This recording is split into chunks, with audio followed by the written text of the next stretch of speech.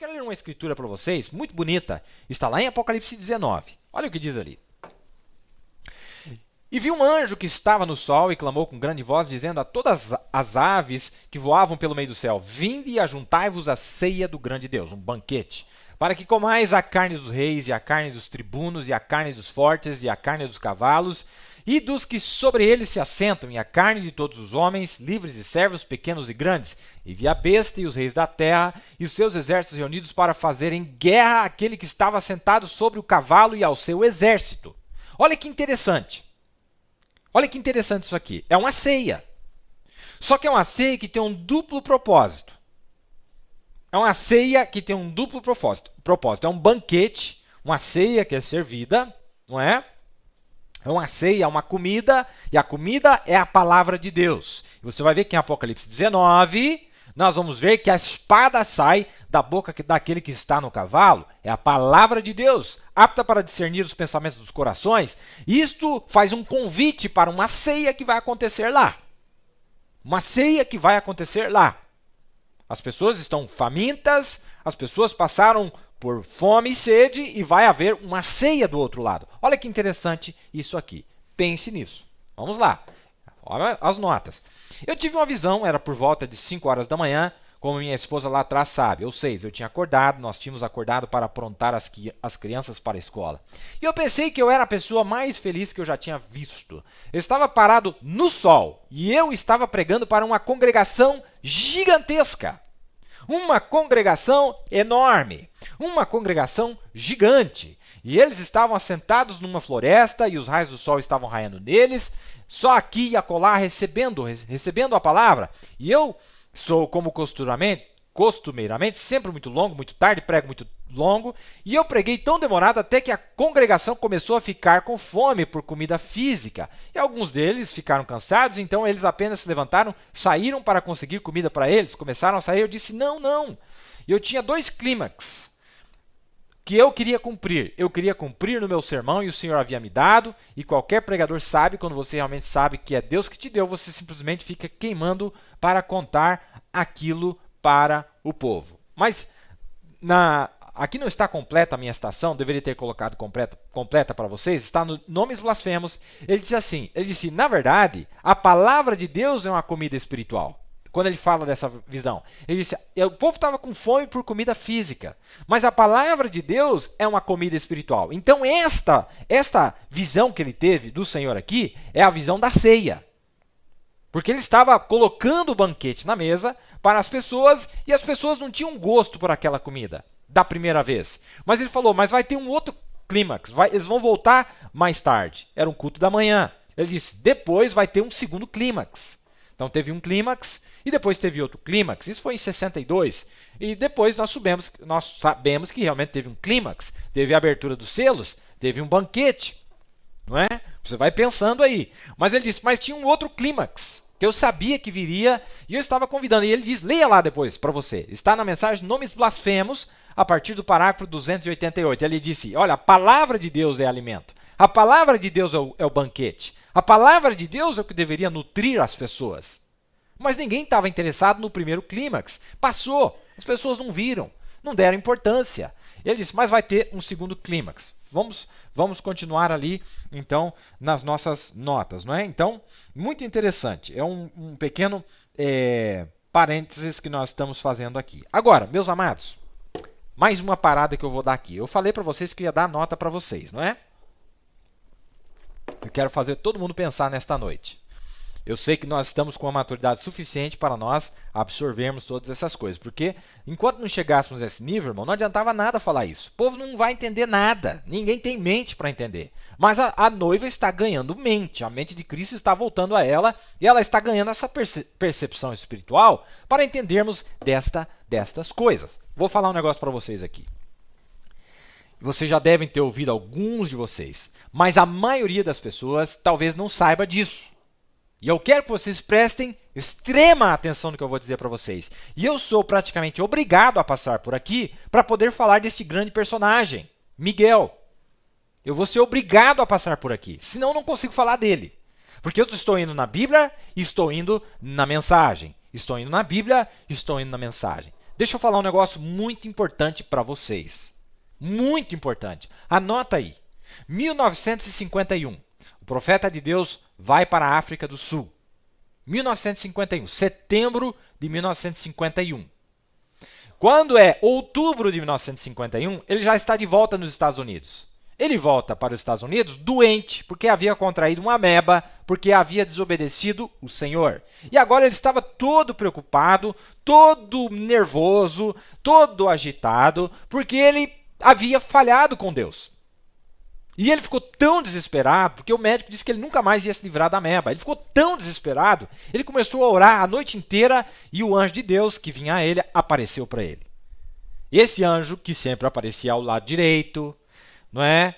Nós sabemos que o anjo que aparecia ao lado direito do altar está lá no livro de Mateus, capítulo 1, que apareceu para Zacarias. Você leia lá para você ver como é que se chama aquele anjo. Então esse anjo apareceu para o profeta de Deus e começa a dar respostas para ele. Agora, isso foi depois que ele foi para a África, na África do Sul, em 1951, onde ele teve as campanhas em Durban, teve as campanhas em cidades diferentes da África do Sul, como Cidade do Cabo, etc. 51, setembro de 51, ele volta para a América doente. Deus, o anjo de Deus, começa a conversar com ele, aparece para ele 5 vezes durante a noite, e nessas 5 vezes, o anjo de Deus mostra para ele de volta na África do Sul.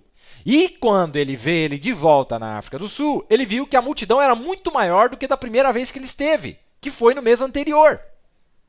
Eu vou dizer uma coisa para vocês. Isso nunca aconteceu. O profeta nunca retornou para pregar na África do Sul. Não. O profeta voltou em 1965 e não deixaram ele pregar. Não pregou para o povo, não teve multidão, não teve cura, não teve nativo louvando a Deus, não teve nada daquilo. Essa visão não aconteceu. Pode tentar torcer do jeito que você quiser. Esta visão que ele teve em outubro de 1951 a respeito da África. Aí ele mostrou 2 lugares nessa visão. Ele mostrou que o profeta estava na África e na Índia. Algumas pessoas dizem que a visão se cumpriu, a parte da Índia se cumpriu porque ele foi na Índia em 54. Eu tenho minhas reservas, não vou entrar nisso agora, mas poderia entrar, talvez num momento mais propício, mostrar o que o profeta diz a respeito daquela viagem à Índia. Mas tudo bem, vamos supor que a parte da Índia se cumpriu. Da África do Sul, nunca se cumpriu. Porque ele já tinha ido na África. Não foi antes dele ir na África. Ele já tinha ido, tinha falhado com Deus. Aí o anjo mostra ele de volta na África. E ele disse, minhas visões nunca falharam. Jamais falharam. E ele vê ele de volta na África do Sul, e ele disse a multidão era muito maior do que da primeira vez. E ele disse, inclusive, no mesmo lugar que eu estava, em Durban, lá naquele corrida de cavalo, como que chama aquele lugar lá das corridas de cavalo? E nós, inclusive, eu e o pastor Maia estivemos lá em 2008 com o irmão Joglair, naquele mesmo lugar. Ele disse, eu estava de volta no mesmo lugar, apenas que a multidão era muito maior. E tinha gente branca misturada, todo mundo adorando a Deus. Isto nunca aconteceu. Porque ele nunca voltou para a África do Sul para pregar, muito menos para Durban. Ele nem voltou para aquela região. Ele foi para Joanesburgo em 1965. Ele foi para Joanesburgo, que inclusive um vídeo que foi feito ultimamente pelos irmãos aqui da igreja mostra quando ele recebe o colar, mas ele não deram visto para ele pregar. Isto não aconteceu. A parte que fala da África do Sul, e ele disse, eu desobedeci a Deus, porque ele mandou eu voltar primeiro para a África e depois para a Índia. E ele vai para a Índia em 54. Em 57, ele prega uma mensagem chamada Relatório da Viagem à Índia. E nesse relatório ele falou, não foi o que Deus disse que seria. Falhou, não foi um sucesso. Ele disse, inclusive, as pessoas que vieram ao altar voltaram todas para suas religiões. Voltaram lá todos a adorar seus deuses, porque não tinha para onde ir. Então ele comenta muitas coisas entre aqueles ismaelitas lá, né? Como nós falamos aqui em alguns programas passados. Essa visão nunca aconteceu. Esta visão nunca aconteceu. Deixa eu repetir. Esta visão não se cumpriu. 1951, outubro de 1951, a visão que ele teve a respeito dele de volta na África do Sul, isso nunca ocorreu. Há interpretações, alguns dizem que a mensagem foi para lá, e aí os africanos ouviram a mensagem depois. Não. A visão diz que ele estava lá. Mas tudo bem, E aí cabe a você fazer o seu juízo, passar o seu juízo a respeito do que isso significa. Mas olha, então agora eu estou falando disso e vocês vão perceber por que eu estou falando isso daqui a pouco. Por que eu trouxe à tona esta visão de 1951 que não se cumpriu. E muitas pessoas, especialmente na América, eles associam esta visão com a famosa visão da tenda. Eles veem muitas similaridades entre a visão de 51 a respeito da África e Índia e a visão da tenda. Muita gente vê muitas similaridades, tem muita coisa em comum. E outra visão que tem muitas similaridades é essa visão aqui, onde o profeta está parado no sol, falando por uma congregação enorme, que ele nunca tinha visto daquele tamanho antes. A palavra que ele usa no inglês aqui, uma congregação mamute. Gigante, enorme. E nós vamos ver onde é que se encontra um verso bíblico para respaldar essa visão dele. Está lá em Apocalipse 19, onde é convidado para um banquete, para as aves do céu vim para comer o corpo da besta e do falso profeta e das prostitutas e etc. Não é? Mas já vamos entrar lá. Está lá em Apocalipse 19, não está em Apocalipse 10, não está em Apocalipse 11, está em Apocalipse 19, lá na frente. Mas muito bem, agora eu vou falar para vocês a visão de 51 a respeito da África e o que ele viu nessa visão. Já falamos, mas vou falar novamente para vocês. Prestem bem atenção. Meus amados, é muito maravilhoso. E vocês vão entender por que eu estou trazendo isso agora. Quem for um pouquinho aí inteligente, mesmo espiritualmente falando, já vai perceber por que eu trouxe à tona esta visão. Muito importante. Dá uma olhada ali. Então ele retornou novamente e ouviu o anjo que sempre fala comigo, que fica do meu lado direito. E eu me encontrava na África. Isso é depois que ele foi lá. Eu me encontrava na África, em Durban, no mesmo lugar, bem de onde eu saí, onde eu falei com o Senhor para começar, ele estava me enviando de volta lá novamente. Opa, volta aqui para mim. Tá vendo que não é eu que estou falando? É o profeta disse. Ele me mostrou eu de volta na África do Sul. No mesmo lugar. No mesmo lugar. Isso nunca aconteceu aqui por enquanto, viu? Vamos lá. Vi grandes multidões de pessoas, mas a reunião se elevou no ar e se desvaneceu como uma sombra. E eu olhei de volta novamente, havia muitas pessoas assentadas, mais até do que na primeira reunião. Então o anjo que falava comigo me virou para o leste, que ficaria para esta direção, e o profeta aponta. E havia tanta gente que eu não conseguia numerar. Passava por cima dos montes, e um anjo menor do que aquele que fica ao meu lado veio de cima, com uma luz oscilante, e ele iluminava, mostrava por cima dos montes com esta luz as pessoas, e elas se pareciam indianas, mal vestidos, e eles regozijavam e louvavam a Deus enquanto eu lhes falava. E eu ouvi o anjo que estava acima de mim dizer ao anjo que estava ao meu lado: há 300.000 pessoas naquela reunião brana, e vejam se vai ser assim ou não. Olha que coisa interessante, meus amados. Olha que coisa interessante. Daniel viu 2 anjos. Apocalipse 9, ou Daniel 9 e Daniel 10. Daniel viu 2 anjos. Ele era um profeta. E ele viu 2 anjos. Ele falou com 2 anjos e ouviu 2 anjos. Agora, eu peguei várias citações que ele fala desse relato da visão. Porque em cada uma ele dá um detalhezinho a mais. E nós queremos todos os detalhes. Primeira coisa, ele disse que esse anjo era mais baixo do que o anjo que sempre lhe acompanhava. Eu vi ele. Ele veio de cima, ele estava vindo de cima, e ele tinha uma luz gigante na mão dele. E ele batia como se fosse um facho laser de luz batendo. E olha que similaridade, porque o profeta, quando ele estava na visão que ele teve que ele estava em cima da congregação, ele disse que fachos de luz batiam na floresta. Um facho aqui, um facho lá, e ele via as pessoas, uns recebiam aqui a palavra, mais um pouquinho lá, mais outro pouquinho lá, e agora ele está dizendo que o anjo batia o facho nas pessoas. Esse anjo que estava acima dele, batia o facho lá, batia o facho acolá. Vamos ver isso aí? Olha que bonito. Eu amo essas visões, irmão. Essa mensagem é uma coisa maravilhosa. Meu Deus, não é possível que não vai fazer algo por você.